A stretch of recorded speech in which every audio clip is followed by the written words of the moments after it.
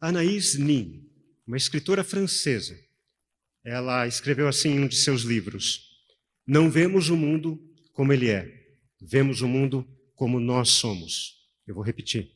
Não vemos o mundo como ele é, vemos o mundo como nós somos. E essa é a grande pergunta que muitos de nós não conseguem sequer fazer. Quem sou eu? Porque se nós enxergamos o mundo como nós somos, a verdade é que nós não conseguimos pensar muito bem sobre isso, sobre quem nós somos. E não é à toa que no momento da liturgia há esse convite de nós nos aquietarmos para tentarmos nos conectar com Deus.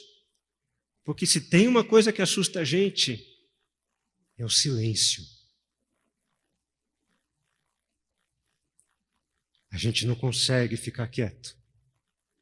Porque quando a gente fica quieto, os barulhos de dentro são intensamente ensurdecedores. Os barulhos de dentro fazem eco e a gente não consegue parar. A gente fica pensando, espero que não termine o culto tão tarde, eu preciso ir para casa. Eu tenho que resolver alguns problemas essa semana. A gente não consegue se conectar com Deus, a gente não consegue se conectar com a gente. E, em consequência, a gente não consegue se conectar com os outros e não consegue se conectar com a criação. Isso é um dos resultados do pecado em nossa vida, em nossa existência. E o texto de hoje é um convite a olharmos, primeiramente, para dentro de nós, para conseguirmos entender como as nossas interações e relações fora de nós estão profundamente afetadas por aquilo que nós não conhecemos ainda sobre nós. Calvino escreveu nas suas Institutas que o autoconhecimento só é possível a partir do conhecimento de Deus. E o que significa isso? A partir do momento em que eu vou me relacionando com Deus revelado em Jesus Cristo, eu vou percebendo que em Jesus não há apenas uma revelação preciosa de Deus, mas há uma revelação preciosa de quem eu posso vir a ser. Jesus não revela apenas quem Deus é, Jesus revela quem o ser humano pode vir a ser. E isso é uma transformação incrível, algo diferente em todo mundo, que as pessoas não estavam acostumadas. Por isso, quanto mais eu me relaciono com Jesus, mais eu compreendo Deus revelado na Bíblia, mais eu começo a compreender aquilo que eu ainda não sou, mas aquilo que eu posso vir a ser. E isso é precioso demais. Eu quero convidar você a abrir a sua Bíblia no Evangelho de Marcos, capítulo 8. Nós leremos do versículo 22 a 26. Marcos, capítulo 8, versículos 22 a 26. Nós vamos ler o texto e eu preciso que você mantenha a sua Bíblia aberta, seja ela no formato físico, seja no aplicativo de celular. Na sua casa também você abra a Bíblia, acompanhe a leitura bíblica, mantenha a sua Bíblia aberta, porque nós retornaremos aos versículos, está bem? Vamos ler a palavra do Senhor assentados mesmos, mas com o coração aberto à voz de Deus. Diz assim o Evangelho de Marcos, capítulo 8, versículos 22 a 26. Então chegaram a Betsaida e lhe trouxeram um cego e pediram a Jesus que tocasse nele. Jesus, tomando o cego pela mão, levou-o para fora da aldeia. Então cuspiu nos olhos do homem e, impondo-lhe as mãos, perguntou: você vê alguma coisa? E o homem, recuperando a visão, respondeu: eu vejo pessoas, mas elas parecem árvores que andam. Então Jesus novamente pôs as mãos sobre os olhos dele, e o homem, passando a ver claramente, ficou restabelecido, e distinguia tudo de modo perfeito, e Jesus o mandou para casa, recomendando-lhe: não entre na aldeia. Algumas pessoas são colecionadores compulsivos. Há gente que gosta de colecionar, não sei se é da época de alguns aqui, mas eu sei que no Paraná era muito intenso isso. Meu pai nasceu em São Francisco do Sul, mas teve a sua infância em Curitiba, na capital. Eu nasci em Curitiba, vivi a maior parte da minha vida em Maringá, no norte do Paraná. E eu lembro desde criança que meu pai tinha algumas coleções. Mas meu pai colecionava selos, meu pai colecionava cédulas, moedas, meu pai gostava de colecionar. Alguns gostam de colecionar outras coisas. Há gente que gosta de colecionar boas memórias. Gente que gosta de colecionar álbuns. Eu conheci pessoas que preparavam álbuns de uma maneira muito bela, não apenas colando a foto num papel, pintava, descrevia o que tinha sido aquele momento, aquele evento. Mas este homem que Jesus encontrou neste vilarejo, ele tinha um problema de visão também. E eu quero que você leia comigo novamente, vamos caminhar por esses versículos para nos deter um pouco mais naquilo que Jesus vem tratar na vida e no coração deste homem. O texto começa com uma afirmação que para nós, brasileiros, não faz muito sentido. Então, chegaram a Betsaida. E quando a gente lê essa expressão, talvez muitos de nós simplesmente passe batido, porque não fomos educados, não fomos alfabetizados na língua hebraica. Mas aqueles que têm familiaridade com a língua judaica, com a língua hebraica, sabem que pelo menos tem uma palavra aqui que é composta. Porque toda vez que a gente lê alguma palavra que tenha bet, significa que é casa. Não é à toa que Jesus, quando afirmou ser o pão da vida, quando ele disse isso, fez muito sentido, porque ele nasceu em Belém. Embora na nossa tradução portuguesa tenha ficado Belém, em hebraico é Bethlehem, a casa do pão. Jesus nasceu na padaria. Então faz todo sentido quando Jesus afirma, eu sou o pão da vida, eu sou aquele que vai alimentar o coração de vocês. E Jesus está agora nesse vilarejo chamado Betsaida. É a casa de alguma coisa. Saida tem a ver com misericórdia. É uma casa de misericórdia, mas que não estava sendo uma casa de misericórdia. Mas era um vilarejo de pescadores. Era um lugar pequeno. E é interessante que quando Jesus chega nesse lugar, nesse vilarejo, o versículo 22 continua. Lhe trouxeram um cego e pediram a Jesus que tocasse nele. Você que está aí na sua casa, preste bem atenção em mim, por favor, agora, porque isso aqui é muito importante para a gente entender a maneira como a gente se relaciona com Deus. Uma das formas mais comuns que nós somos ensinados a nos relacionar com Deus é que Deus é um gênio da lâmpada, perceba, gênio da lâmpada, não um Eugênio da lâmpada, é um gênio da lâmpada que está à nossa disposição para atender às nossas requisições. O pessoal do vilarejo chega até Jesus e diz a Jesus, faça como nós estamos dizendo, toque neste homem, realize alguma cura nele. E é interessante porque a religião, ela nos ensina a termos um relacionamento com Deus deformado. Deus existe para atender as minhas demandas. Deus existe para atender as minhas orações. E aí, quando as coisas não acontecem do jeito que a gente pediu, a gente começa a entrar em crise. Eu estou em pecado, Deus não me ouviu, Deus não me ama, Deus não me quer bem. E a gente começa a pirar, a pensar demais. Porém, percebam a primeira atitude de Jesus. Jesus não repreendeu o povo do vilarejo, Jesus não brigou com eles, porque Jesus estava focado naquele homem, naquele cego. E o versículo 23 diz assim, Jesus, tomando o cego pela mão, levou-o para fora da aldeia.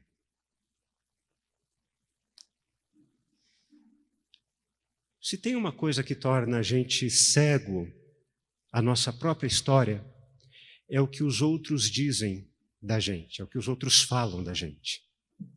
Todos nós temos histórias assim marcantes, para o bem e para o mal. Experiências que marcaram profundamente o nosso coração. Uma professora na escola que foi muito dura com a gente, porque a gente não conseguia resolver uma simples equação de primeiro grau, e ela dizia assim, você é um burro mesmo? E esse tipo de história parece que faz questão de grudar no coração, faz questão de encontrar morada, de invadir e de não soltar nunca mais. Ou outro tipo de história, você não foi um filho planejado, aconteceu, não esperávamos que você viesse. Histórias como essa, que vão sendo repetidas, são histórias que vão pesando, vão embaçando a nossa visão de quem nós realmente somos, ou do que nós poderemos vir a ser.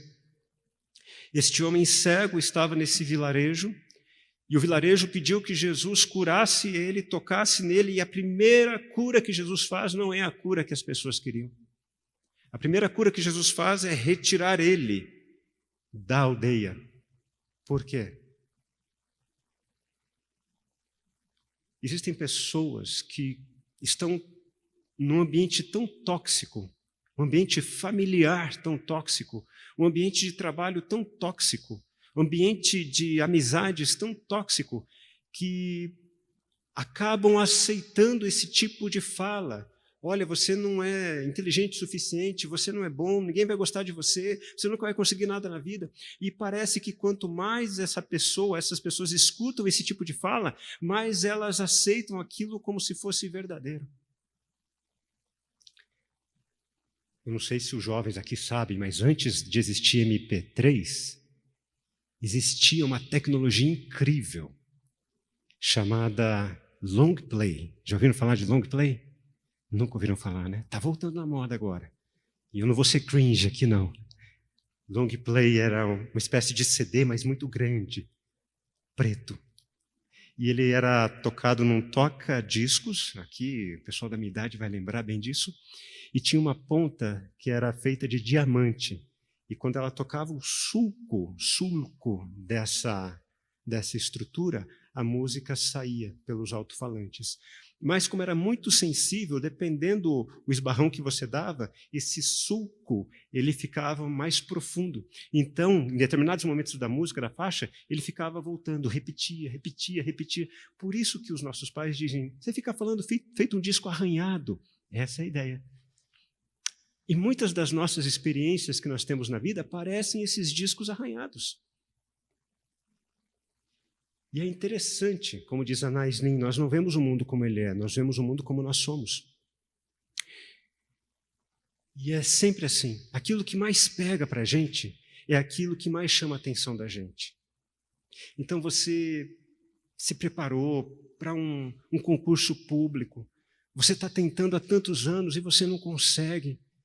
E você vai rememorando, vai relembrando aquelas experiências do passado. Puxa vida, meu pai dizia que não valia a pena estudar, que eu tinha que encontrar um emprego de verdade.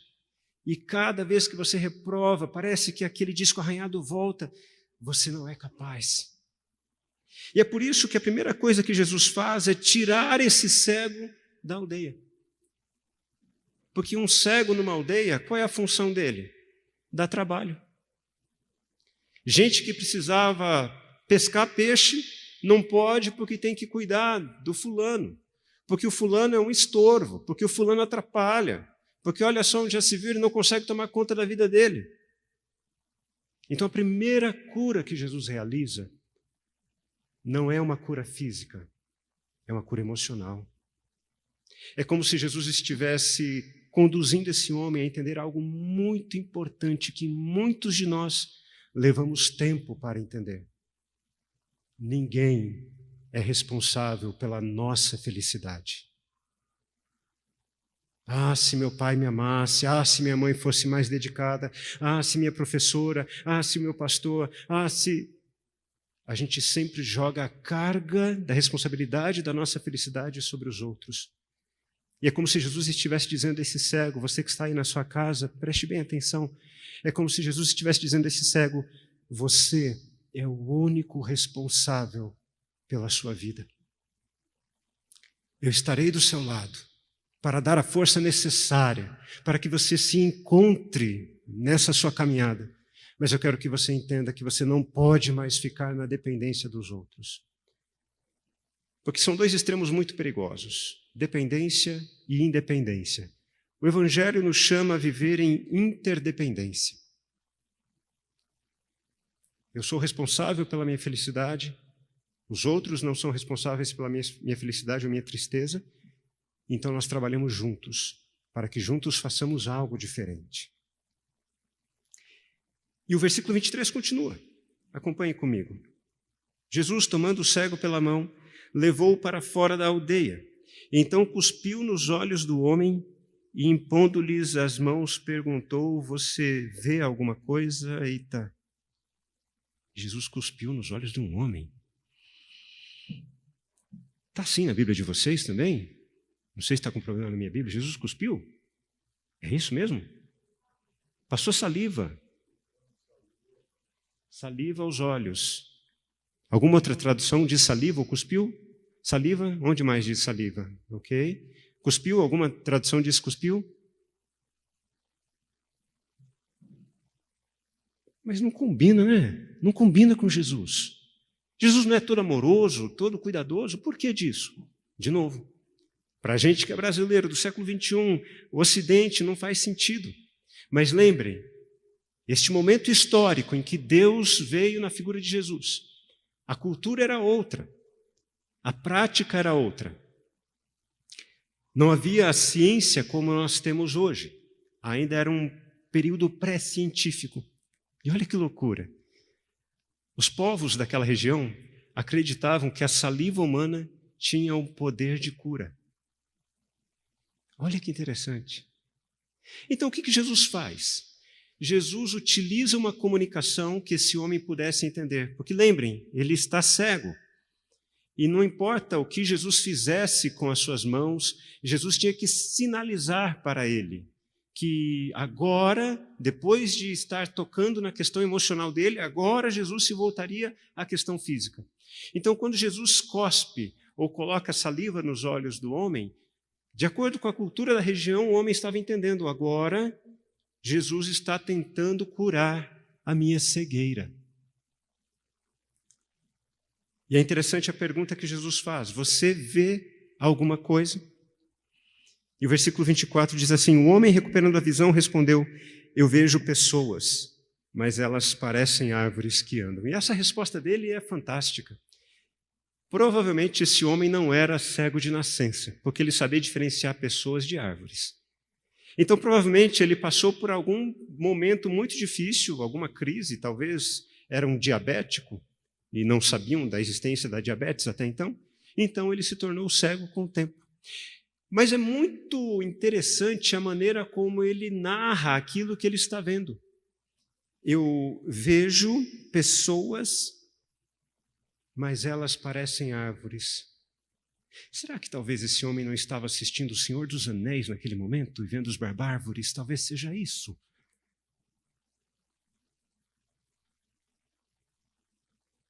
A verdade é que quando nós temos esse encontro com Jesus, Jesus nos ajuda a entender que nós enxergamos o mundo não como ele é, mas como nós somos. E muitas vezes nós olhamos para pessoas e achamos que essas pessoas são árvores. Quer saber como? Nas redes sociais.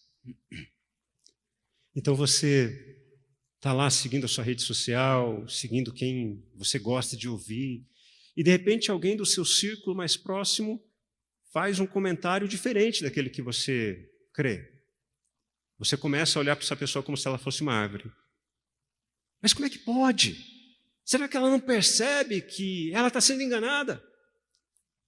E a gente não trata pessoas como pessoas, a gente trata pessoas como árvores. A nossa tendência é pegar um machado e já dar machadada e cortar. Cortar pela raiz.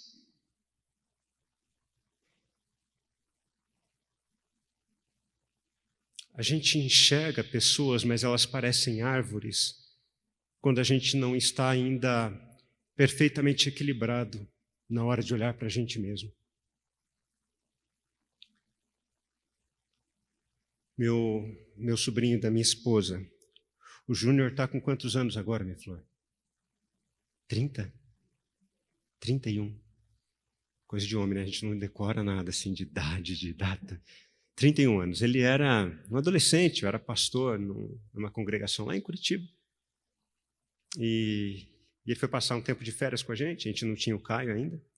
O Júnior era uma criança. E aí ele veio emburrado porque alguém lá da rua da congregação tinha chamado ele não sei do quê. Um desses nomes bonitos, sabe? Esses adjetivos bem emocionantes. E ele veio todo bravo e queria brigar com o menino. Eu sentei com ele e falei assim, Júnior, você é isso que disseram que você é. Não, mas ele quis falar isso por causa disso. Júnior, você é isso que disseram que você é. Não, Eu não sou. Então você precisa brigar? Não preciso, tio. Porque essa é uma diferença crucial. Quando a gente sabe quem a gente é, não importa o que os outros digam sobre nós. É aquela máxima da psicologia. Quando Pedro fala de Paulo, eu sei muito mais de Pedro do que de Paulo. E nós temos essa tendência maligna e pecaminosa de falar mal dos outros, porque nós não sabemos quem nós somos. E nós não conseguiremos saber quem nós somos enquanto não estivermos em Cristo. É o que está acontecendo com este homem. Ele olha o mundo e ele fala, parecem árvores. Porque talvez ele se sentisse uma árvore. Talvez ele se sentisse imóvel perante a vida. Talvez ele se sentisse algo que não era. E o versículo 25 continua. Então Jesus novamente pôs as mãos sobre os olhos do homem. E o homem, passando a ver claramente, ficou restabelecido. E preste atenção nesse verbo. E distinguia tudo de modo perfeito. Significa que cura física relatada na Bíblia é sempre instantânea. Agora, a cura do coração é um processo. Pedro, depois de negar Jesus 3 vezes, precisou ser restaurado por Cristo depois. Por isso que o caminho proposto a mim e a você não é um caminho religioso, onde nós determinamos a Deus o que Ele deve fazer por nós. O caminho proposto pelo Evangelho é um caminho de discipulado. E o caminho de discipulado envolve o quê? Vamos seguir o Mestre. Vamos fazer aquilo que Ele faz. Porque quanto mais nós andarmos com Ele, mais Ele nos transformará de dentro para fora. E o texto termina de uma maneira fabulosa. Versículo 26. Jesus o mandou para casa, recomendando-lhe, não entre na aldeia. Porque o grande problema desse homem não era a sua cegueira física, era a sua cegueira interna. Então Jesus diz para ele, não volte ao ambiente tóxico, onde você se tornou refém da opinião dos outros.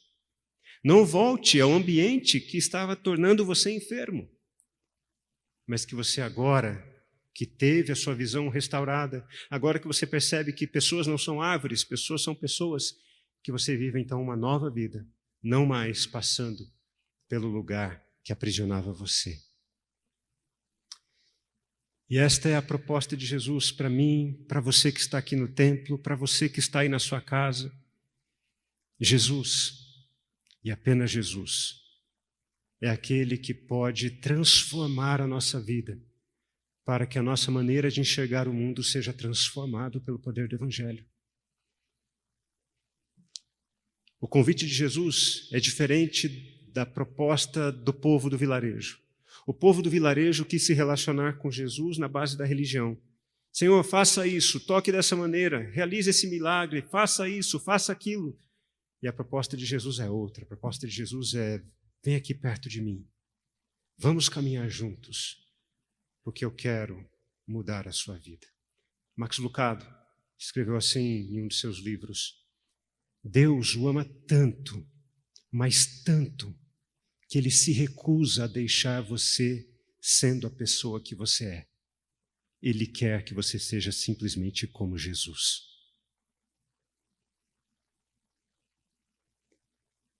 Diante da palavra, nós só temos uma resposta a dar.